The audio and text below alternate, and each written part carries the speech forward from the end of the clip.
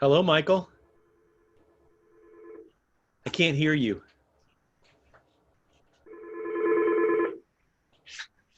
Now you can. Oh, I can now. That's right. Yeah. You're right.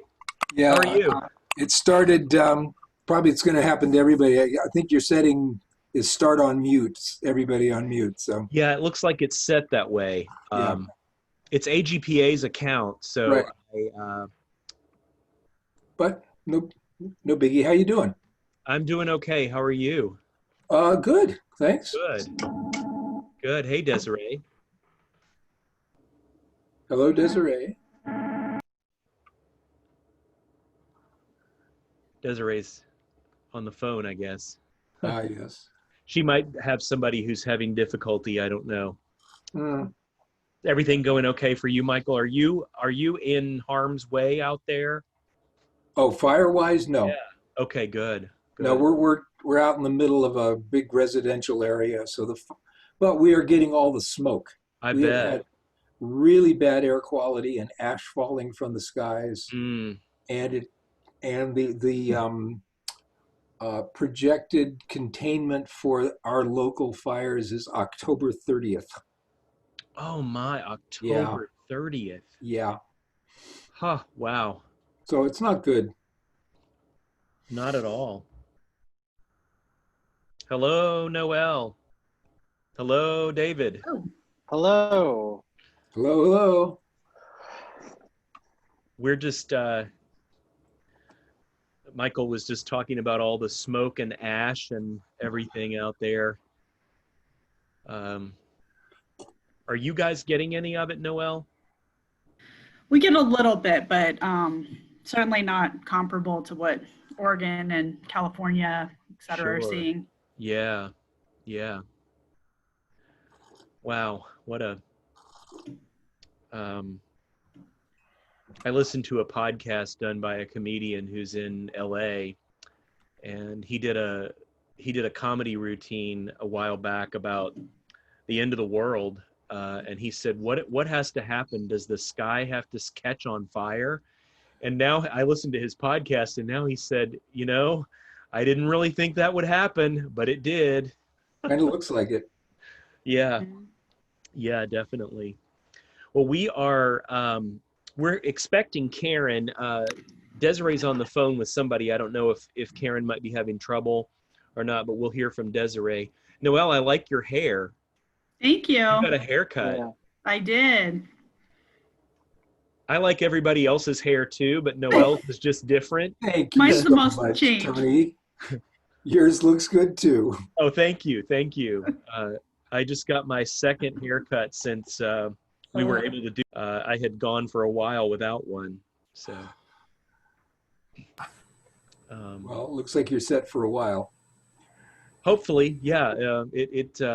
Hopefully I am. It's not the most comfortable thing to go and wear a mask and not be able to use the waiting area, and I take my son who's 13, and it's a challenge. Yeah, I'm lucky. My wife cuts my hair, so. Well, that's a good arrangement. That's a good arrangement. Hey, Desiree. Desiree, can you hear us? Maybe not. Oh.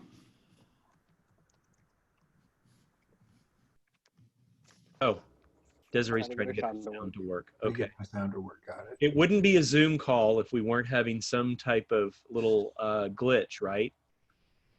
Oh.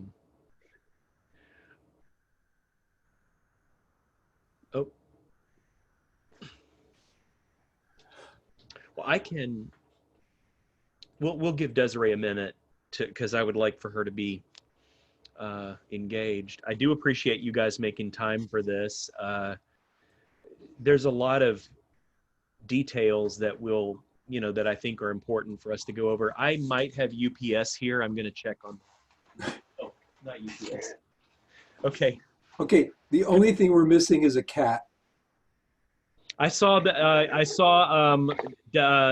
I saw your cat's tail Yeah, he's around here. earlier. Yeah. Is everybody at your office or home? I'm Home. at home today. Home. I got it. I'm at my office, thankfully. Me too, David. Yeah, I- thankfully. Yeah, Thankfully, I I'm don't work. working. Yeah, No, go ahead, Michael. I'm working at home for the duration. Got it. Got it. My wife's been working at home since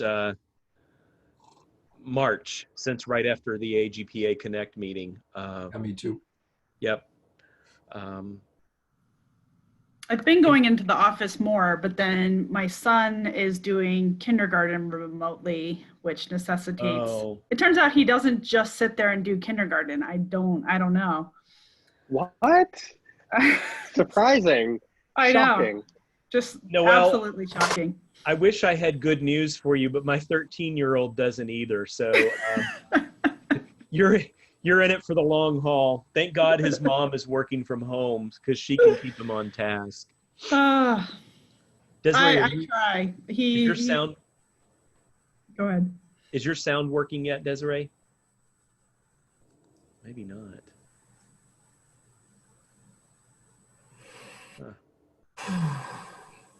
Desiree, I think we might be able to hear you. She can't hear us, maybe? That might be. Okay.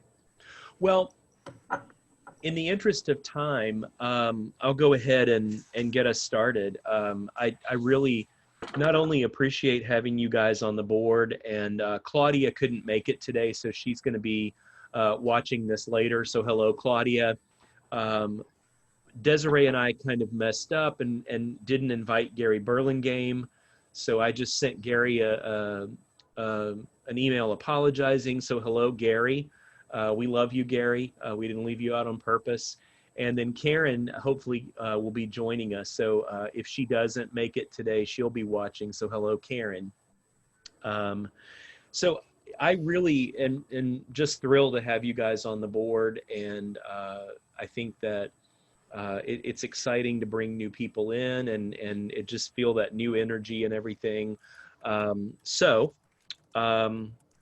That's about it for me. I've been chair of the certification board for since 2014, so 6 years, and I will be stepping off as chair in 2022.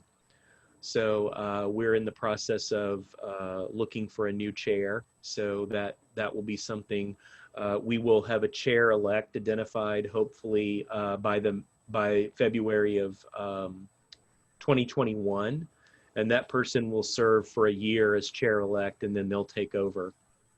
And I will have served for a long time. It's a 2-year term that just keeps going. So it's been a pleasure. It's a wonderful board. It's a wonderful group of people. I consider some of the board members to be definitely friends and even family. So it's just a really good group of people, and I'm glad you guys have a chance to join us. I just wanted to go over a few things. I know it's taken me 6 years to learn a lot of things about the board.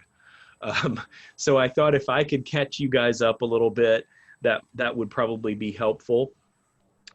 Just the structure of the board, I think Desiree sent this spreadsheet out earlier today. The names in green are actually board members. Okay, so those are voting board members. The people in blue, if you printed it in color, that would be Nina Brown, Suzanne Cohen, Jean Pasternak. Although Jean is a board member, she does consult with standards. Earl Hopper, Mona Rakawi, Rezo Corantelli, Zhu Yang, and Francis Griffiths are all consultants or advisors. So we are an international board. Our only quote unquote international member is Mullen Lesh, who's from Canada.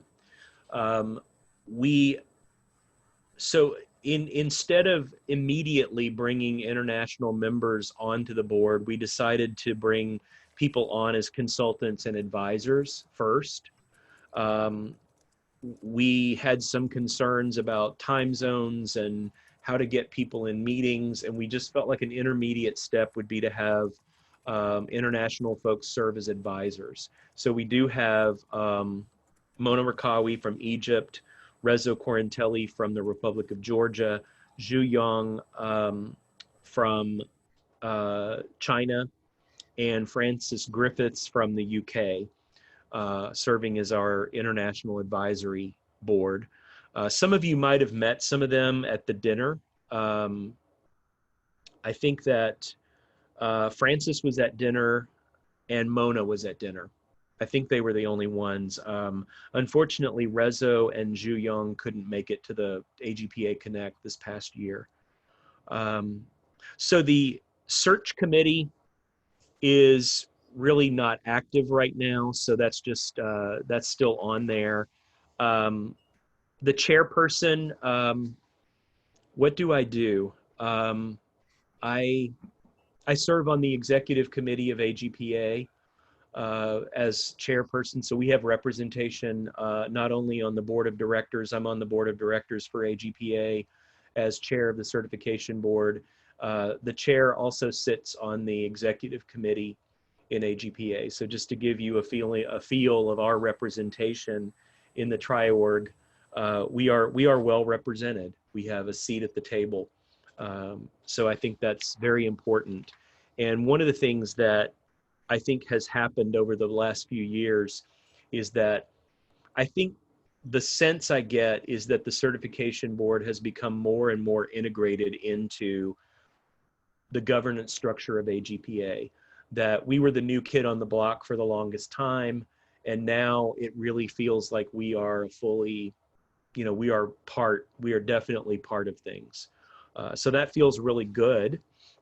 Our executive committee, oh, and I wanted to say, if anybody has questions at any point, just wave your hands, or you can raise your hand on the little thing, whatever you want to do. Yell at me, whatever you want to do.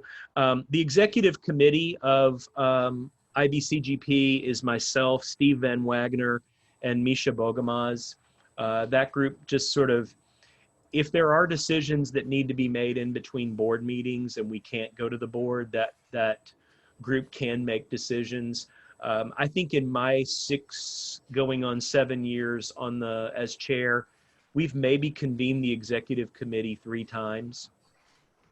Typically we are able to involve the full board, and the full board is always notified when the executive committee makes a decision.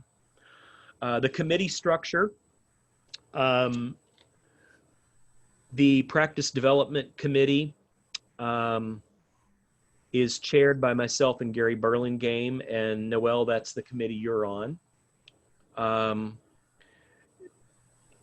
These activities that are on this sheet are not exhaustive, but the general gist is that the practice development committee works to establish relationships with training programs to promote the teaching of group psychotherapy, solicits and ensures submission for the annual program and distance learning recommendations. So part of that committee's job is to make sure that we are represented in the offerings, not only of AGPA Connect, but in distance learning. One of the things, I just sent an email out about the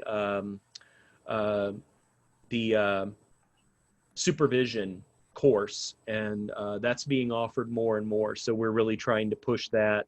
And that is being able to get the 15 of the 75 supervision hours through an educational event. So looking down here, the Clinical Professional Relations Committee is really involved in the certification award, the Harold Bernard. Welcome to Zoom. Enter your meeting ID followed by pound. I think Desiree's probably calling in. Enter your participant ID followed by pound. Otherwise, I'm gonna mute. Go away. I'm gonna mute that part. I'm sure we'll hear her when she calls in. So the Clinical Professional Relations Committee coordinates the annual Cgp Breakfast. We are always looking for volunteers at the new member, first-time attendee breakfast to come and talk about the CGP. Calling new CGPs. I send out now an email with a little video, a link to a video that I did welcoming people as CGPs. So we try to give that personal touch. They oversee the mentorship, or now we call it advisor program. And then they coordinate publications for the group circle website and other types of things. And Michael, no, I'm sorry, David, you're on that committee. Okay. Desiree, can we hear you?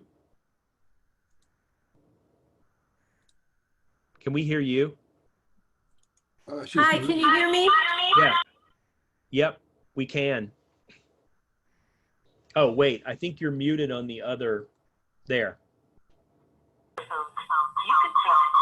Uh-oh. I'm going to unmute you on the phone call.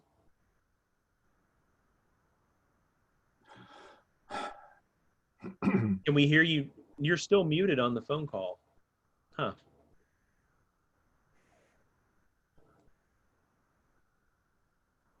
Oh, there we go. Hi, sorry. Hey. Hi, Desiree. Welcome. Welcome. Well, hi, everybody. Good to see you. And Desiree is our staff liaison for you're the membership and credentials director for AGPA. And Desiree and I talk quite a lot. Part of that is IBCGP business, and some of that is therapy. Right, Desiree?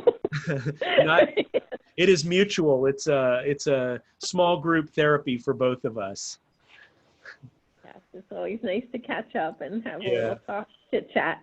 Yeah, we commiserate about our kids and the world and all types of things. So Desiree, it's good to be able to hear you, and you're just an invaluable part of all this. The standards committee, I was just kind of going over the committee structure for everybody. The standards committee is Fran Weiss, co-chaired by Fran Weiss and Steve Van Wagner. And Michael, that's where you fit in. They review and approve CGP applications. So also maintain the application checklists, develop standards for international candidates in cooperation with the International Liaison Subcommittee, report on certification and recertification, and then coordinate our favorite activity, the renewal calls. So Michael, if you haven't already, you will be invited to do a deep dive into credentialing. Okay, haven't yet. Okay, I think that everybody's probably aware that unfortunately Fran Weiss lost her husband to COVID shortly after the meeting.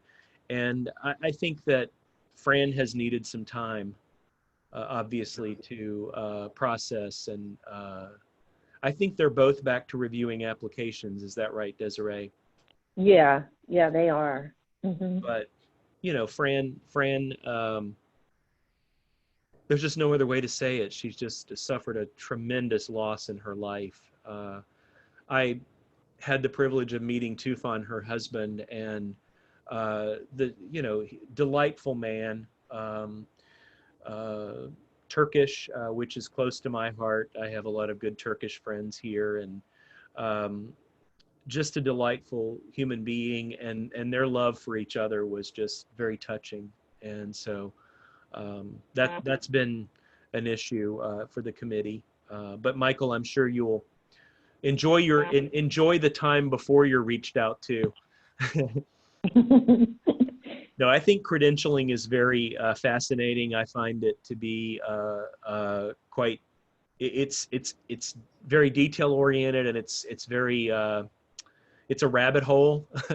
Oh, great! So another rabbit hole. Another rabbit hole. Yeah, wow. It's quite a thing. The International Liaison Subcommittee is really just sort of coordinates with our international consultants to deal with international applications, because a lot of times in other countries there aren't there's not the training or the licensure that we have in the U.S. And our standards were originally written for the U.S., so we have to do quite a bit of consulting on those international things. And then the Agency Survey Task Force, we did an agency survey, what was it, Desiree, 2 or 3 years ago? 2 years ago, maybe? Yeah, I think 2 years. And so we're making a concerted effort in cooperation with AGPA to do more outreach to agencies and to bring them more into the fold, not only with certification, but with membership in AGPA. So that is sort of the committees in a nutshell. I think that probably I would follow the lead of your committee chair or co-chair. I know that practice development, Noel, we've had a couple of meetings. I think Fran and Steve sort of meet together. Desiree, it might be good to just mention to them that we, at some point, we want to pull Michael into the fold and get him busy. Absolutely. I want to start sending applications to Michael. Yeah. And David, the Clinical Professional Relations Committee work will really pick up once we start to get Bernard Award nominations. So you'll get to be a part of that process. What a neat process of reviewing those nominations and selecting the recipient. And one of my favorite jobs as chair is that I get to present the Bernard Award.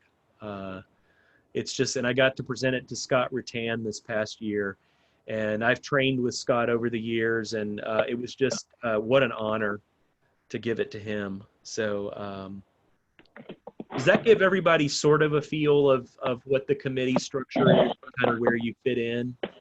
Okay, good. Well, you are, I thought we would review the CGP requirements. I thought we might structure that as a little quiz. I work with kids and teenagers, so I'm really big on these Zoom groups on having little quizzes. So who knows what the educational requirement for the CGP is? Anybody? Well, it's been 12 hours, but is it 14 now? Well, that's a good point, David, Michael. It is 12 until January of 2021 when it goes to 15. 15. Uh-huh. And that is clock hours, not credit hours. So if someone has taken a graduate course in group psychotherapy, they likely meet the criteria as long as the content areas have been covered. Okay. So those are clock hours, not credit hours. Anybody want to take a stab at the supervision requirement? How many hours? 75. Oh, he's on fire. The standards committee guy has it down. That's correct, 75, and up to 15 of those can be met by an approved educational event. Didn't know There that. are some guidelines around that though, so it's very, I like your little icon. Desiree's doing the thumbs up icon there. Using the reactions, yeah. The reaction, that's it. Anybody want to take a stab at the experience? What's required for experience? 300 hours. Oh, Noel's on fire. Got it. Yes, it's 300 hours. To qualify as a supervisor, does anybody know what the experience requirement is to qualify as a supervisor? 75 hours of supervision, of being a supervisor. No. It's actually the experience requirement for the 75 would be correct. The experience is 600 hours, so it's double. So in order to qualify as a CGP supervisor, you would have to have the 12 clock hours of education. You would have to have the 75 hours of supervision. So you are technically correct, Noel, there. And then you would have to have 600 hours, a minimum of 600 hours of group experience. So your supervisor does not have to be a CGP. Neither of my supervisors were CGPs, but they met the criteria for the CGP plus that additional 300 hours so they could sign off for me. Does that make sense? So I bring that up just because I think it's important for us to know that as board members. We are going to be serving as advisors to people. We're going to be talking about the CGP. I'll demonstrate my little elevator speech later. But this little rack card, and if you need one of these, some of these, Desiree can send it to you. Great way to have the requirements right there in front of you. Education with a master's degree plus, licensed at the highest clinical level for independent practice, 300 hours of clinical hours of doing clinical groups, and then supervised for 75 hours. So Yeah, I would like that. yeah, so Desiree can Okay, no, I'll get those out. Thank actually send you a few of those. They're very, very nice. you. Is there a PDF of those I can send people to? Yeah, I can send an email of the PDF. I'll send it to everybody. Thank you. Yeah. I think, Desiree, you did this, right? You designed this? No, that was before my time here. That Yeah. must have been Nicole. Yeah, I think Nicole I think did that was Nicole. It was an excellent little resource.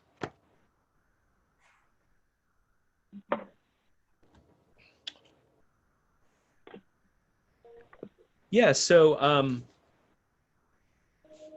with recertification, you know, and I think it's good just to refresh your memory on all these things. From time to time, you'll get questions from people that you won't know the answer to. I do, you know, and initially when I was chair, I thought, gosh, I should really know everything about the CGP.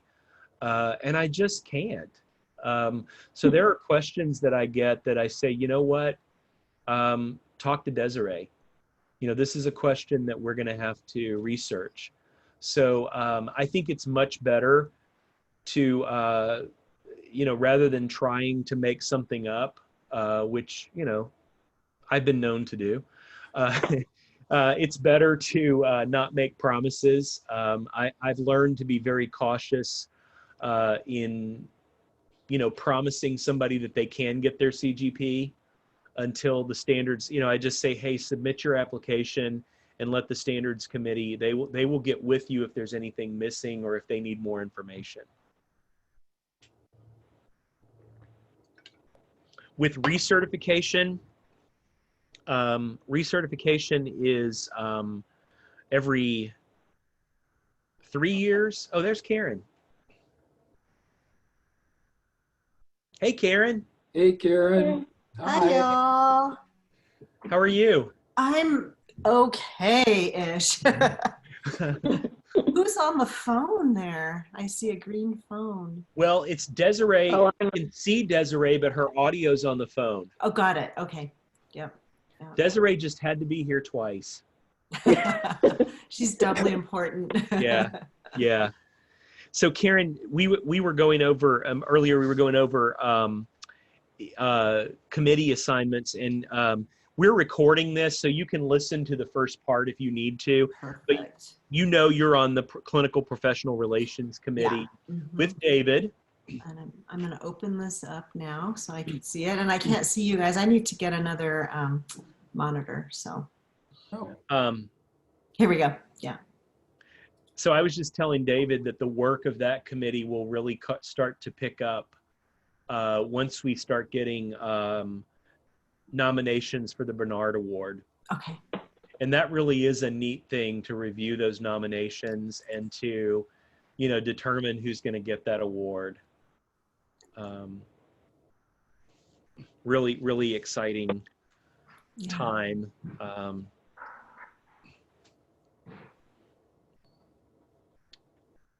So recertification, Desiree, do you want to talk a little bit about recertification? Sure. Okay. So we'll start reaching out. As you know, the recertification period, they'll be due to recertify by 12/31 of this year. So we usually start our efforts in reaching out in October, I believe we did last year starting, and we send emails through Constant Contact. And then we also call on our board members to reach out directly to people who haven't recertified. And we have a script that we use when we make the calls. Usually it's leaving a lot of voicemails, also sending emails. But it's a great opportunity to talk with people and learn, if they have any issues or things they're concerned about. And yeah, that's pretty much the process. So they renew, and then they have to submit their affidavit that they've done their continuing education. Yeah, there's a really important and maybe, well, I'm going to say this and then I'm going to unsay it. Maybe one of our least favorite parts of being a board member is doing calls to outreach to people who are not recertifying. And how I'm going to unsay that is actually, I find that to be, there's a frustration level with it because some people don't respond, but people who do respond are quite gracious that we've reached out to them. And if you've been on the AGPA board and you've made those calls, it's similar to that. I guess in my mind, I thought, I'm going to be bothering people. I'm going to be asking them to do something that maybe there's some reason they don't want to do. Even people who are not renewing are typically gracious. They say, look, I've valued my CGP. I'm just retired, or I'm not doing group work anymore. We found, Marcia has said many, many times that it's all about the personal contact, that people will just not renew. But if somebody reaches out, if Karen that they met in an institute reaches out, or Noel that they sat by in a training, or David that they met at the breakfast, or Michael that they remember from the faculty breakfast,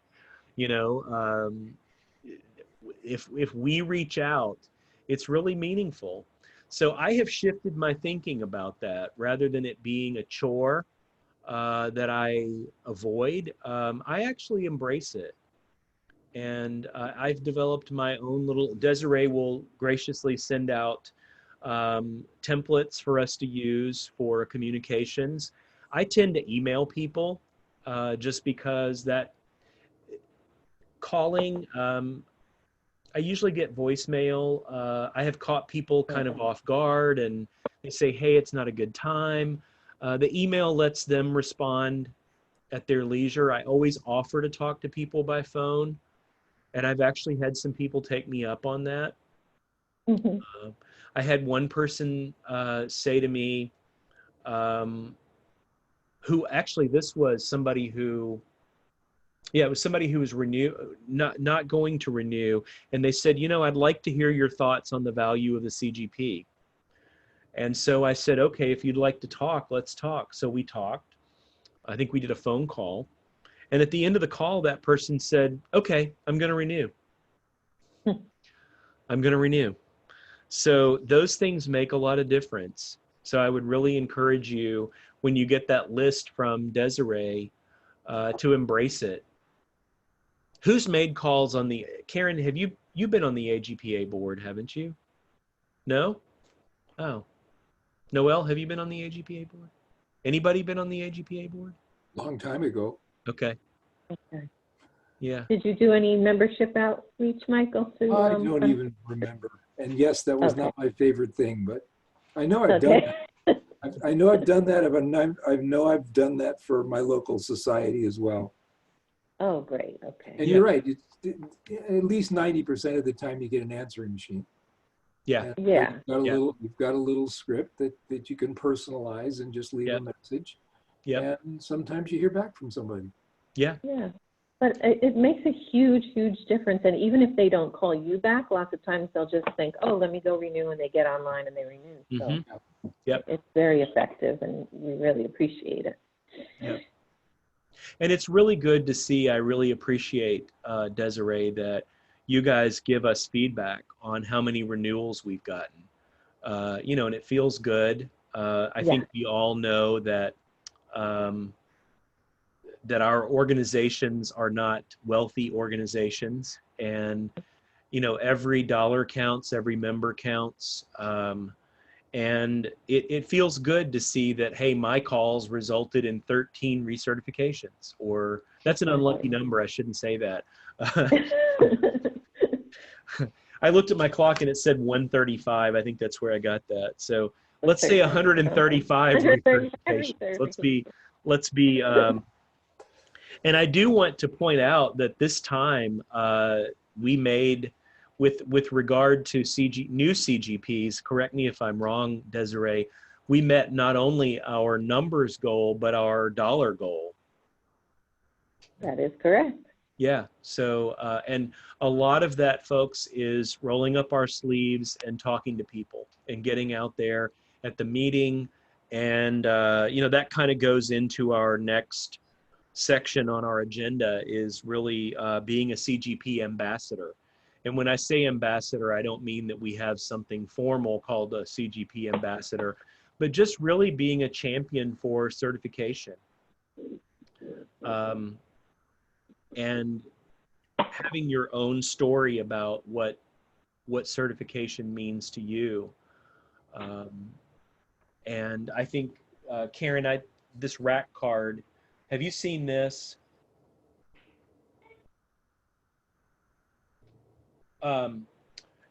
Desiree can send you some. These are great little tools to have around. I keep a stack here at the office.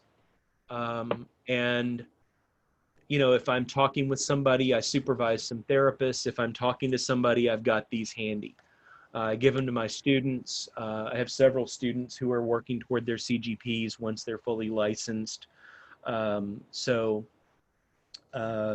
Just really being that champion and talking up certification and doing that is really important. I think, you know, we talked about in the Tri-Org training a few years ago about our elevator speech, you know, and that's really relevant when we're at the meeting because we are literally in elevators all the time, right? We won't be in 2021, but we are. And just I can actually think of times when I've been in the elevator talking about the CGP, and so it's a literal elevator speech. I think that this card gives you some good talking points for that. You know, my elevator speech is, you know, I kind of start out with, you know, the CGP sets us apart as practitioners that have specialized training, supervision, and experience. And group psychotherapy is a specialized area of practice that requires that. And that really by getting certification, we set ourselves apart as individual clinicians, but we also protect our discipline. We also are sending that message loud and clear that this is a specialized area of practice. You know, in some ways, similar to how medicine specializes. I think all of us would agree on this call that not everybody is going to be able to go in and do good group without the additional training, the education, supervision, and experience. And so the CGP really says that loud and clear. So, you know, and then there's also just setting yourself apart in the marketplace, being able to market yourself. You know, I'm in private practice, and I think being able to, you know, at the top of our little rack card, we have the heading, our certified group psychotherapists. You know, we're very group heavy practice.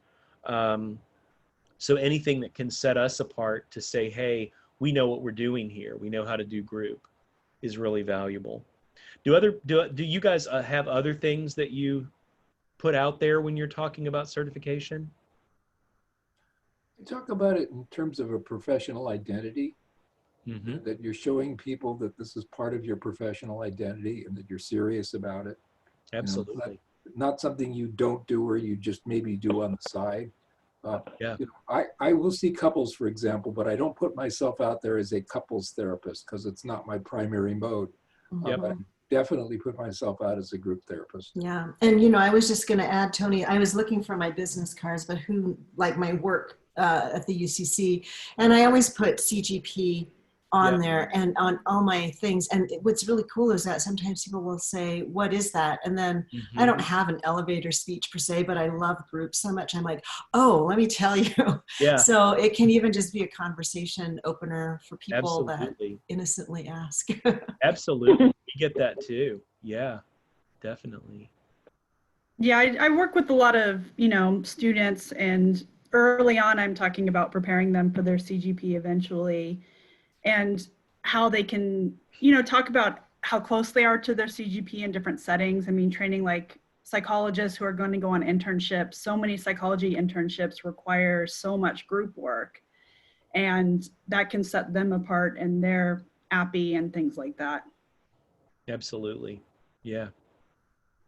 I think it's really important. I teach group psychotherapy in a doctoral program, and I think it's really important to start early with students to kind of plant that seed of, hey, there is this certification and it really can set you apart.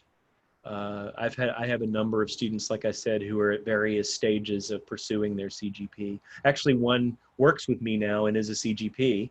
And I have a second that started in at the end of August, and she's going to be a CGP as soon as she gets licensed. So, yeah, it would be nice if we at some point have a way for them to bank their credentials as they're accumulating them. I mean, I have my students kind of informally do that, like I'll sign off on their hours and as a CGP and thing like that. But that could get more investment as they're moving closer and closer to getting it. Yep. That's a great idea. We could definitely set something like that up in the office where I could start a folder for them and just That would be great. Materials, if that would be helpful. Yeah. That could even be maybe part of the advisor program. We'll talk about in a minute, you know, because that is sort of what that program is designed for anyway. Yeah. Yeah. Yeah, because some of them, they get a lot of it from me when they're in their program, and then they might go off and do a different type of internship or something like that. Right. But then I want them to come back and still get it. Yeah. Exactly. And if we had their name and contact, I could follow up with them easily and say, Yeah. oh, you've already done BC. Let's get your application going. And Yeah. that way they're not hunting down training directors who have left and things like that years later. Yep. Yeah, they could get their reference forms filled out. Yep. That'd be great. Yeah. And again, it goes back to that relationship. You know, I think it all goes back to personal contact and the relationship. There are just so many credentials out there that I think people get sidetracked and maybe forget about it or whatever. But if they have that personal relationship, that is sort of a good segue, I guess, into the advisor program. And basically that you guys will have advisees. I don't think you do yet. Is that correct? Okay. As we get people requesting advisors, if you're willing to do it, it's really just kind of serving as a mentor. It's not a supervisory relationship. You don't really, you're just checking in with people who are pursuing their CGP. My advisees, I try to check in with them about quarterly, unless they're very close to the CGP. And then sometimes it's a matter of, hey, I have a question about, you know, can't get a letter from one of my supervisors. What do I do? That kind of thing. And sometimes it's a matter of, let me check with Desiree and get back with you. But it's really about that personal relationship. So, you know, if David is my advisor, then I know I can contact David if a question comes up. Or let's say that I'm really struggling to get my supervision hours. I can't afford them. I'm having trouble connecting with a supervisor. You know, I can connect with David, and David might say, hey, you know, we have this CE event coming up through e-learning, and that's going to let you get 15 of your hours for not a lot of money and set you on the right track. Oh, great. How do I sign up for that? You know, and then David says, let me put you in touch with Desiree. Now, currently that's not scheduled. We're trying to get it scheduled, but I'm just using that as an example. Do you want to say any more about the advisor program, Desiree? No, just to piggyback on what you said, that it's people who reach out about it are so grateful, and they love the opportunity to be able to talk to a board member and just have someone to bounce, you know, professional questions off of. Yeah. And yeah, it's been really positive. And again, with the follow-up, it makes a huge difference. We see applications come from just a random email request, and then they get an advisor and they have a little hand-holding, they get their application, and in no time they're actually a CGP. It's exciting to see. Another of my neat experiences over the years, I've been on the board since 2009, so I've been on for quite a while, is having my advisees, of course this is pre-COVID, but come up to me at AGPA Connect, and you know, we have a hug, or we have a high five, or we have a fist bump that they are CGP now. You know, and just they're so proud of what they've done, and they're so gracious that, you know, and maybe I feel like I didn't even do that much, right. But I think it's just having that personal connection and knowing that I'm supporting them is so important. That's it. Karen, I think I knew you before you were a CGP. Yeah. Karen and I. Yeah, you were my mentor. Yeah. Aw. we go way. On the board. What a great story. Yeah. I've wanted Karen to be on this board for a long time. I'm just going to admit it. So I'm happy to be here. Yeah. Karen and I go way back. We met through one of my students. Aaron. Yeah. Yeah. Mm-hmm. Yep. Yeah. It's so neat. So many of these neat stories. Yeah, and that personal connection, Tony, really did make a difference for me. I mean, it made AGPA feel homey to me. And that's why yeah, and it's like APA is not my home. Yeah. AGPA is. And I'm going to add in Yeah. Division 49 too. So. Yeah, yeah, yeah. Yeah, it's, I mean, I can say the same. I can think of, Jean Pasternak was very instrumental. She actually sort of forced me to sit down and fill out my CGP application in the hotel in New York. I don't know what year it was, but it was way back, probably 2004 or 5, I think.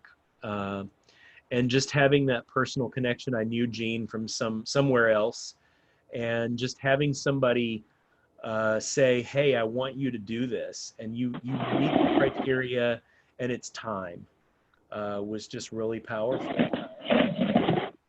It does make it.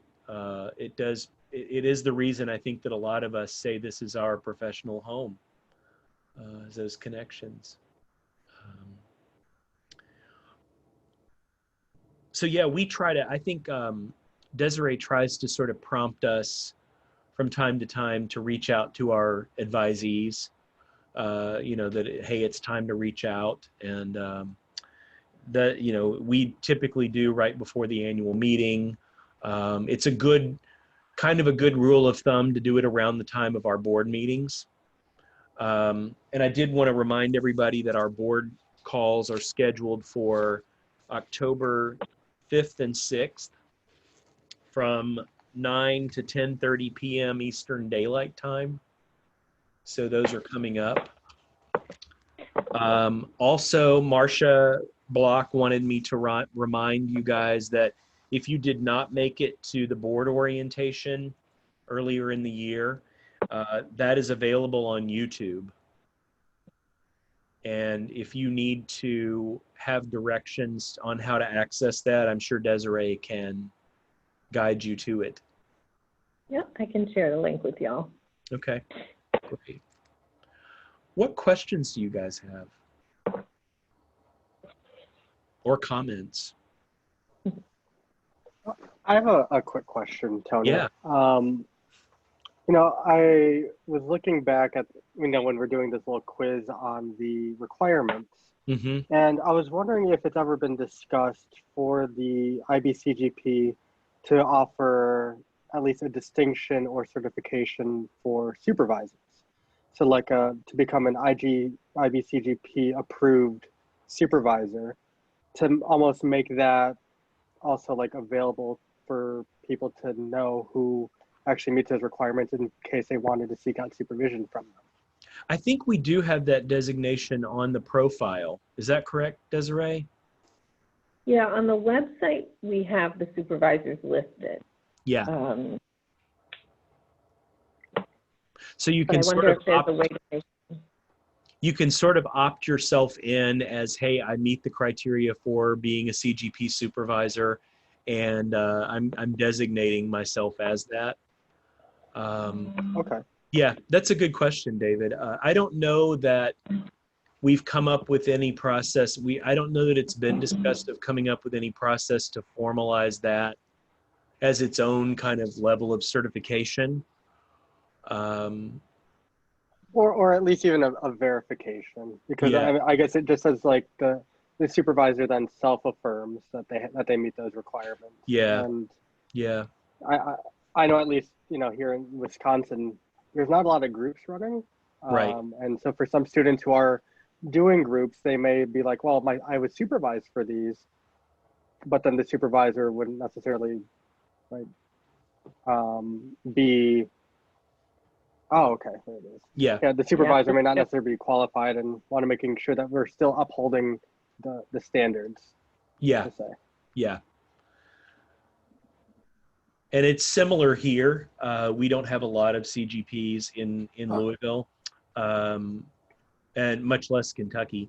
But yeah, that can be a challenge to find somebody. I did just post on the listserv just one of the agenda items that we're going to be taking up on in our next board calls is, do we consider increasing that 15-hour number? to allow people to get more of their supervision hours through that educational event. Is there a place where the criteria is listed to be a supervisor? Because it's not just being a CGP, right? I would imagine it's over and above. It's you have to have 600 hours of experience as opposed to 300 for the CGP. And that is listed, I believe, on the website. Yeah. And you have to have the experience supervising. Is there a number of hours, do you know, of supervision hours? Like you have to have supervised for 75 hours. Okay. I mean, just in general, any kind of supervision or group? Group, right? I think group. Yeah. Yeah, the supervision has to be group focused. So that's, wait a minute, so that's a bootstrapping thing. How do you supervise it if you can't supervise it? You can supervise it, but you can't supervise it. That would count towards a CGP.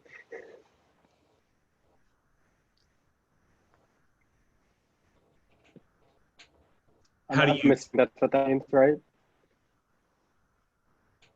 I'm not sure I'm following you, Michael.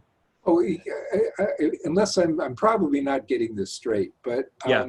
If you need 75 hours of doing group supervision of group therapy to do supervision of group therapy, how do you do that?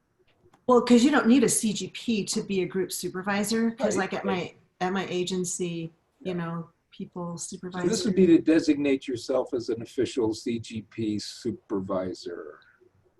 To be a supervisor, you would have to meet the CGP requirements Right. plus 300 hours, additional hours of experience. Yeah. Period. Right.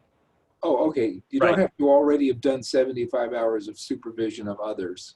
No. Do that. Okay, No. that's the part I wasn't getting straight. Right. Thank You would have had to have received at least Received, yeah. 75 hours of group supervision. Right. Right. Right. Correct. And that's how it currently stands. You know, I think that we have the challenge of having people who meet criteria for supervisors, especially in areas that are less CGP heavy. But that is the way it currently stands. Yeah. Any other This questions is, or comments? I'm seeing the rabbit hole. Yeah. Being on the standards committee.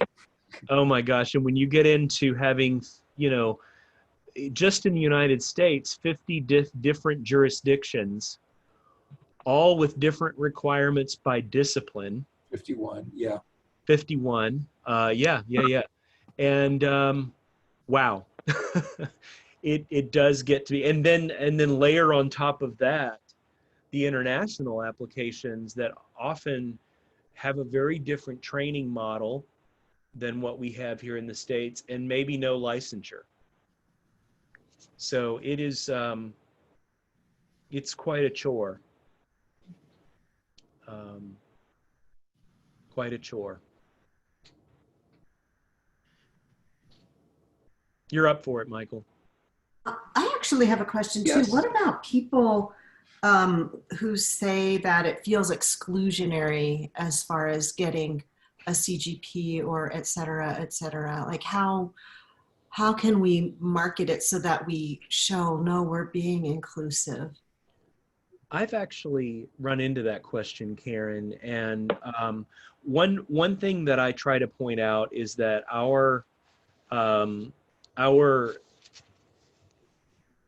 efforts to the 15 hours, the allowing that 15 hours was actually motivated by having sometimes younger people, sometimes people from minority groups who find it harder to afford or connect with a supervisor have commented that that's exclusionary.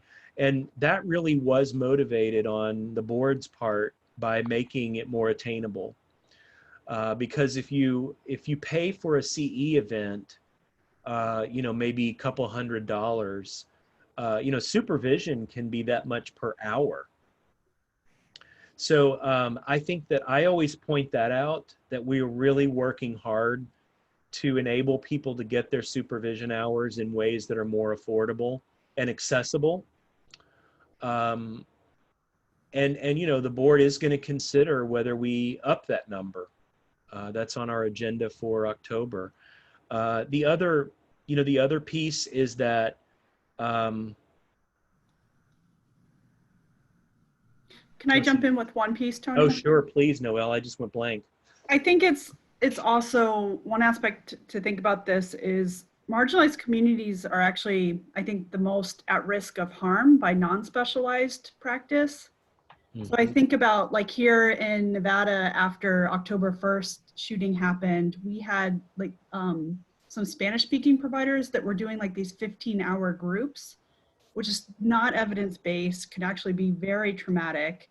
But there's less competition or knowledge about specialty in some of the communities that already have access issues. So I certainly honor what you're saying, Karen, about it being potentially exclusionary, but this really is like a minimal standard for true competency in delivering these services. Yeah, yeah. Yeah, I think the question is how you make it accessible. Yeah. I'm with you. It's going to cost no matter what. So the question is who's paying? If you volunteer to do it, you're paying with your time. If an organization is paying for it, that's money. If the individuals pay for it, it's their money. It's going to cost. So, so how to do that? Right. And it is important to know there are some agencies that give pay bumps for being credentialed. Right. And so there are ways to, it would be good to see people of all kinds of identities have the credential to maximize that financial leverage. Please. And I agree, there needs to be minimum criteria, because I have seen, harmful group therapists. And that's why I was asking, what are the criteria for supervising to be a CGP? Yeah. But no, I totally agree. And getting around that whole accessibility, affordability issue is a quagmire. And I think that's something that can be addressed in those advisory relationships. Absolutely. I've had conversations with people who feel it's exclusionary and out of reach. It is a minimum competency credential, but really connecting with them and helping them to problem solve. And also saying, hey, we want you to have this credential. I don't want to put up barriers to you. I want to help you problem solve about those barriers. And I am very, I am thrilled that I believe in terms of gender, ethnicity, everything, we have the most diverse certification board. I know since I've been on the board, and I'm thrilled that we now have greater capacity to match people up with other people from different backgrounds, so I find that thrills me to the core, that's something that's been a long time coming. So and diversity in all senses of the word, even diversity for parts of the country. I think that we needed somebody from the West Coast, Michael. Oh, well. we were very East Coast heavy. So AGPA has been branded that for a long time. Yeah. Very Northeast Coast. Yeah. Well, we only have 3 CGPs in Nevada. Wow. There are only about and I'm one of them. Right. There are only about 20 in Kentucky. Wow. Yeah. Well, I'm sure there are a lot more than that in California. Yeah, definitely. Between LA and San Francisco and then elsewhere. Yeah. I have to step off for a supervision session, but thanks so much, Tony. This has been informative, and I'm happy to be a part of this group. Good. I am thrilled to have each and every one of you, and I hope your board experience is as rich as mine has been, and I look forward to our work together. Good to see you, Noelle. Yeah. Good to see you, Karen. See you, Noelle. And David and Michael and All Desiree. right. Good to see everybody. Take care. Take All right, care. Bye. Bye.